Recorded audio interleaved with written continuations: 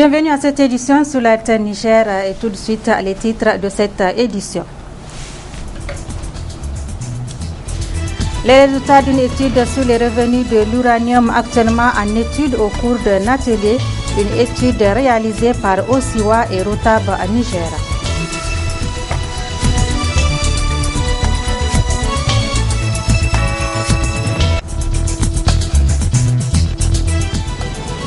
Bilan et perspective de la lutte contre le sida au Niger au centre d'une conférence de presse organisée par la coordination intersectorielle de lutte contre les IST VIH-Sida, une rencontre en prélude à la célébration de la journée mondiale de lutte contre le sida.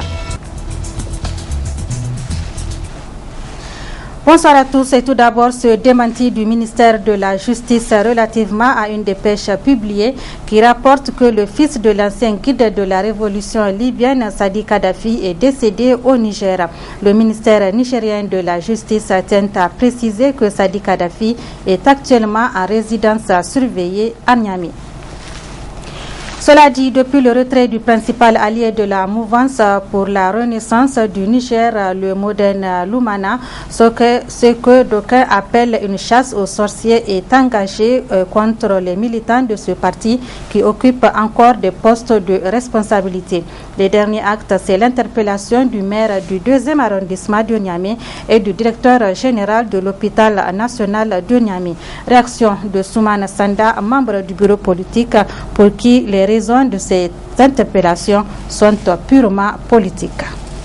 Cette situation traduit à suffisance le peu d'égard que ce régime actuel accorde aux citoyens nigériens et en particulier à celui qui se réclame de l'opposition. Je pense que notre police républicaine est en train d'être instrumentalisé à outrance pour régler des comptes politiques. Sinon, nos camarades et leurs avocats ont été formels. Les perquisitions menées à leur lieu de travail et à leur domicile n'ont rien révélé. Ils ne pouvaient pas d'ailleurs en être autrement puisque c'est des gens qui ne se reprochent rien. Leur seul péché et de rester fidèle à la ligne du parti, de rester fidèle au président Hamamadou. Nous n'avons pas d'explication autre que celle-là. Et je crois qu'aujourd'hui, tous les citoyens nigériens ont compris qu'il s'agit aujourd'hui d'une interpellation politique qui n'a rien à voir avec les faits qui leur sont reprochés. Ils ont certes le pouvoir aujourd'hui. Ils sont en train d'en abuser. Pour la petite histoire, ils ont poussé l'indécence jusqu'à faire une sorte de tri parmi les militants arrêtés. Et celui qui avait eu la chance de prendre part le dimanche passé au Palais de Congrès à la prétendue déclaration de la coordination régionale de Niamey que je préside, lui a été libéré. On a considéré que lui, on l'a vu à la télé, il a soutenu, n'est-ce pas, le gouvernement d'union nationale. Donc lui, il est au-dessus, n'est-ce pas, de la loi. On ne peut pas le garder. Il a été purement et simplement libéré hier aux environs de 20 heures. Alors que c'est la même chose qui lui est reprochée, comme les autres. Et en tant que citoyen, en tant que formation politique, nous avons le devoir de réagir avec les moyens que nous confère la Constitution. Il est temps que l'opinion publique nationale et internationale sache que la démocratie dans notre pays est en train de prendre un coup. Les gens veulent instaurer une sorte de pensée unique où vous êtes avec eux ou vous êtes contre eux. Et quand vous êtes contre eux, c'est la chicotte, c'est la prison, c'est la destitution si vous exercez des fonctions. Nous, au niveau du Modern Lumana, je crois qu'ils ne doutent pas de l'autre côté que nous avons une certaine expérience quand même de la lutte politique pour que la justice et le droit soient respectés dans ce pays. Et puis nous venons d'apprendre que le maire du 2e arrondissement, le directeur général de l'hôpital national de Niamey et 4 autres personnes interpellées ont été entendues par le juge et libérées. Le revenu de l'uranium du Niger, où va l'argent? C'est le thème d'un atelier de validation d'une étude réalisée sur la question par Osiwa avec la collaboration du réseau pour la transparence et l'analyse budgétaire à Rotab. Les résultats de l'étude seront analysés par les participants afin d'élaborer un plaidoyer. Le compte rendu avec Souleymane Mounibarma et Halidou Bouraima. Le Niger, classé 4e producteur mondial de l'uranium depuis une quarantaine d'années. Très malheureusement, cette richesse ne profite pas aux citoyens. Et à partir de ce constat désolant, il y a lieu de se poser la question de savoir où va l'argent issu des revenus de notre uranium. Ce qui a suscité une étude menée par l'ONG Osiwa avec la collaboration de ses partenaires, en l'occurrence l'Eurotab. D'où l'idée d'organiser cet atelier qui regroupe décideurs et acteurs de la société civile. Les participants vont se pencher sur le contenu des données recueillies sur le terrain. Osiwa a accepté de venir avec nous appuyer pour voir en réalité, comme vous le savez, le Niger c'est un pays de production minière. Mais on se rend compte au niveau de des organisations de la société civile que ces richesses qu'on a depuis des années et des années n'arrivent pas à permettre à notre pays de se développer comme on l'aurait souhaité. Donc c'était important de savoir où vont les richesses en réalité qui sont issues de ces ressources minières. C'est important qu'on le sache. L'objectif que vise the Open Society Initiative for West Africa à travers cette rencontre est de mieux renforcer la transparence dans la gestion des industries extractives au Niger. Comme vous le savez, notre région, nos pays sont riches en ressources naturelles. Malheureusement, comme paradoxalement, nos pays membres de cette région-là font partie des pays les plus pauvres du monde. Et ça, il y a un problème qu'il faut adresser à ce niveau-là, un problème de gouvernance et un problème de justice. Donc c'est pour ça que nous avons pensé que le Niger, qui est le 3e pays producteur d'uranium, mais en même temps le pays le plus pauvre sur les différents indices internationaux de développement, il est important de savoir comment est-ce que ces richesses-là sont exploitées et comment est-ce que c'est géré, comment est-ce que c'est gouverné de façon générale et s'assurer qu'elle bénéficie à l'économie nationale nigérienne mais aussi aux populations du Niger. Le gouvernement du Niger salue cette initiative qui s'inscrit dans la droite ligne du processus de relecture des contrats miniers engagés avec ses partenaires, surtout dans le domaine uranifère. Nous sommes convaincus que les secteurs miniers et pétroliers, s'ils sont judicieusement gérés, peuvent être à la base du développement de notre pays et du développement des autres pays africains riches en ressources naturelles. C'est pour cette raison que nous saluons votre initiative, que nous saluons les activités d'Osiwa, parce qu'elles viennent contribuer aux efforts des États pour une plus grande transparence et pour des retombées significatives des richesses naturelles pour nos pays. Au regard de la pertinence du thème choisi, les revenus de l'uranium du Niger, où va l'argent, tout laisse à croire que la société civile nigérienne et l'ONG Osiwa sont déterminés plus que jamais à faire de la transparence dans la gestion des ressources minières une réalité dans le quotidien du citoyen lambda. Et puis une délégation de Osiwa séjourne au Niger dans le cadre du suivi des différents programmes qui sont mis en œuvre, notamment dans le cadre des industries extractives. Osiwa était sur le terrain d'exploitation artisanale de l'or. Le résumé sur le terrain avec Issa Hamidou Mayachi et Ibrahim Abdou. D'aspect géologique insignifiant au premier coup d'œil et d'allure géomorphologique banale au simple regard, tant la présentation topographique du terrain qui s'étale à perte de vue est des plus accidentées. Cailloux, gravier, sable. Gravier, sable, cailloux en tas et en dunes. Mais où pouvons-nous bien être?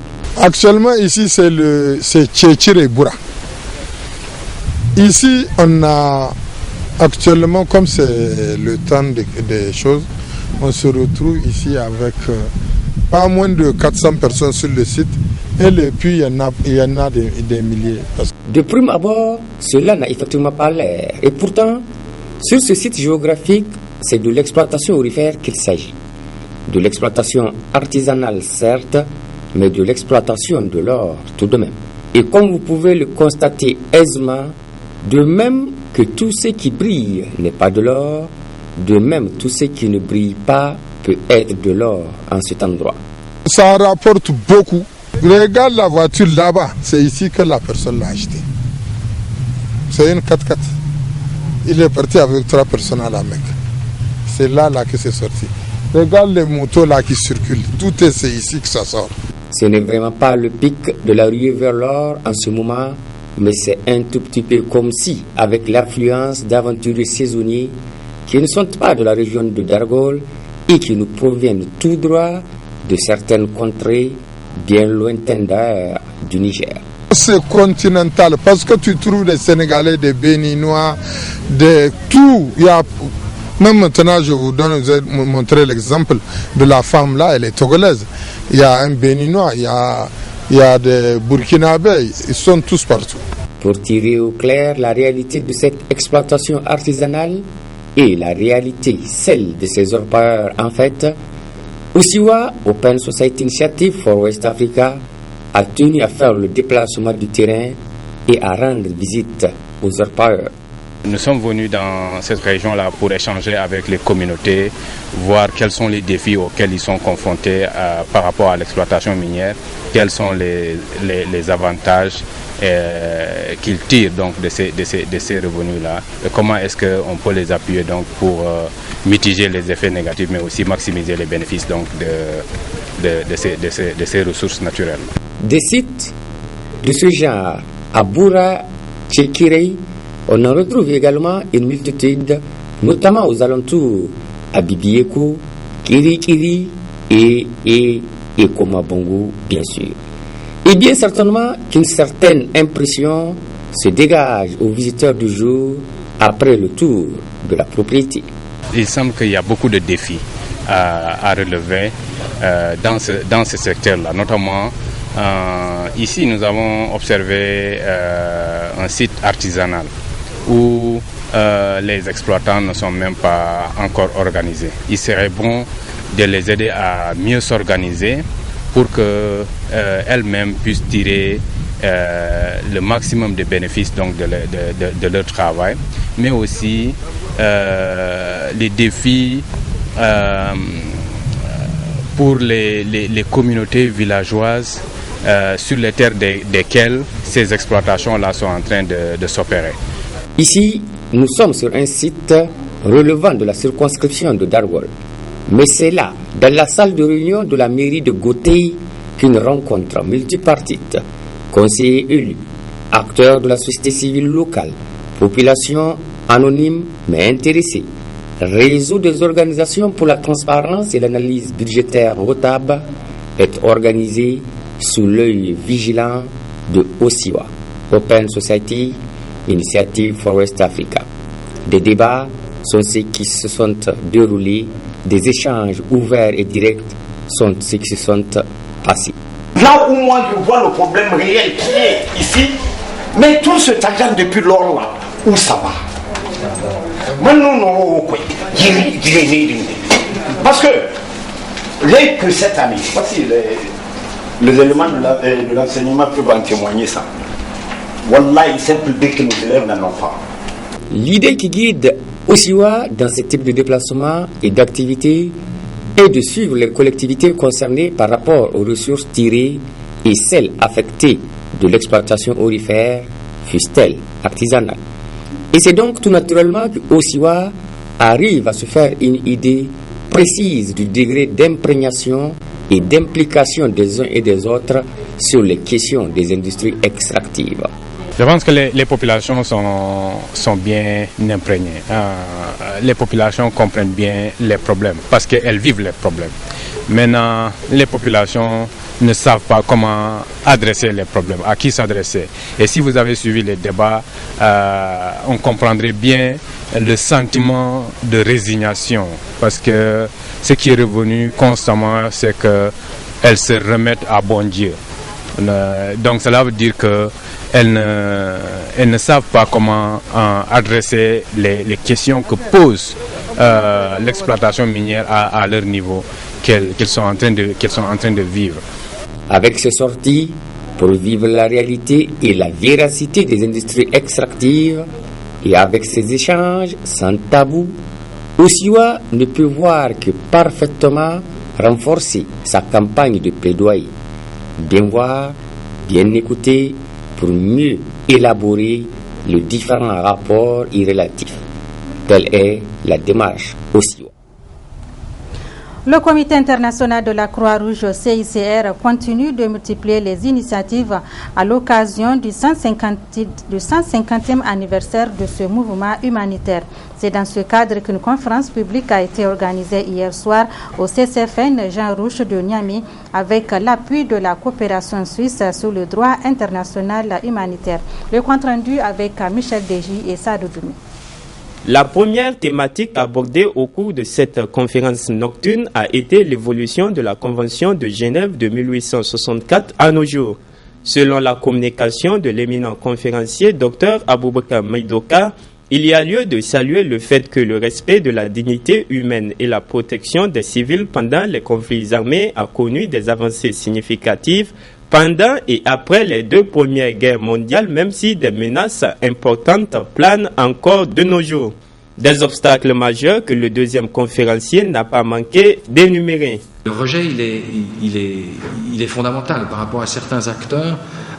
Tout ce qui vient de l'extérieur, ou en tout cas tout ce qui pourrait venir de l'Occident, est fondamentalement haram ou fondamentalement en contradiction avec leurs valeurs. Alors aujourd'hui, le CICR, grâce à son expérience sur des terrains comme l'Afghanistan, le Yémen, le Mali récemment, la Somalie et autres, a une longue expérience, et les groupes en question ont aussi une longue expérience du CICR. Et pour la plupart, ils nous respectent, ils nous acceptent et ils considèrent que nous sommes un acteur neutre, indépendant et que l'on respecte en tant que tel. Toutefois, le CICR n'a pas été totalement immunisé. On a été attaqué à Bagdad. Notre quartier général a été soufflé en 2003. Cette année encore, il y a eu une attaque sur notre délégation à Jalalabad en Afghanistan. Nous avons eu des délégués enlevés. Donc nous ne sommes pas immunisés contre certaines pratiques de certains groupes ou de certaines factions. S'en est suivi l'exposé du cheikh Ben Salah sur la protection des victimes des conflits armés contemporains. Un regard croisé entre l'islam et le droit international humanitaire.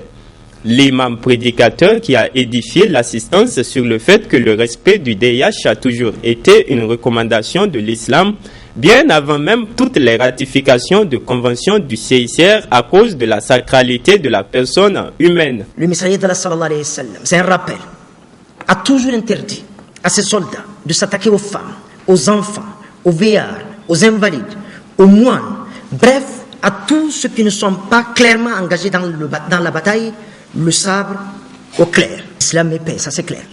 Assalamu alaikum. Mais quand on regarde autour de nous, on se rend compte aujourd'hui que c'est justement en terre d'islam que les grandes batailles sont en train de se livrer aujourd'hui, et c'est dommage. C'est pourquoi nous devrons cesser d'enseigner une chose et de pratiquer une autre, en priant Allah subhanahu wa ta'ala qu'il nous aide, qu'il nous assiste, qu'il nous accompagne.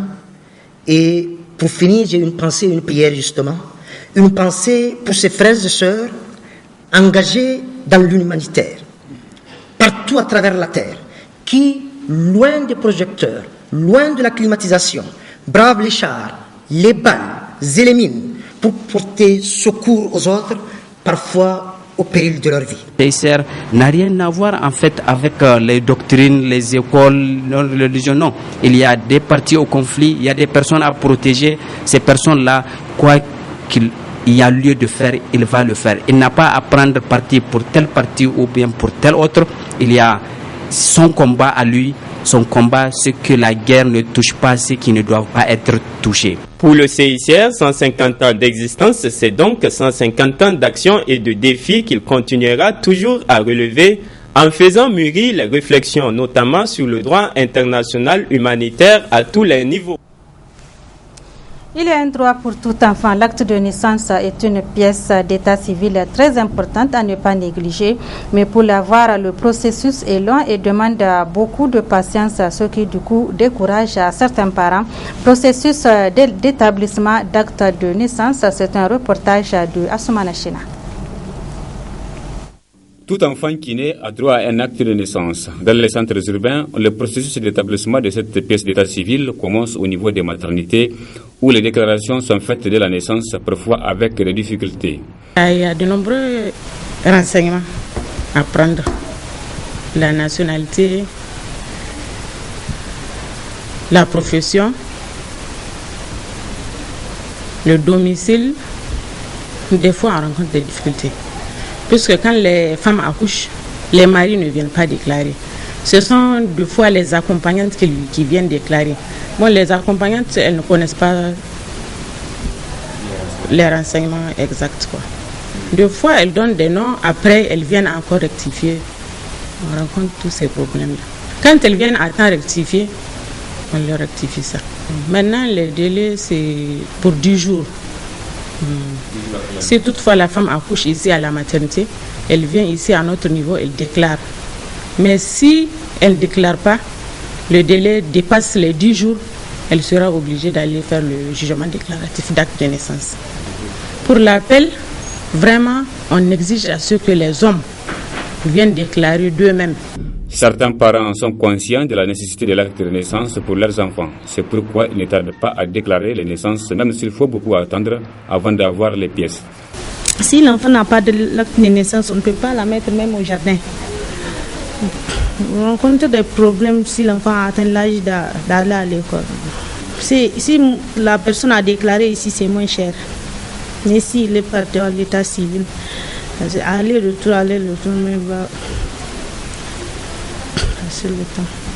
Les déclarations de naissance faites dans les maternités sont transmises au niveau des services d'état civil qui sont chargés de parachever l'établissement des volets des actes de naissance que les parents peuvent retirer dans un délai précis. Les enfants dont les naissances n'ont pas été déclarées dans les maternités peuvent obtenir le jugement supplétif d'acte de naissance au niveau de la justice. Voilà, chers téléspectateurs, ainsi se referme ce journal sur la télévision Labari. Merci à vous de l'avoir suivi.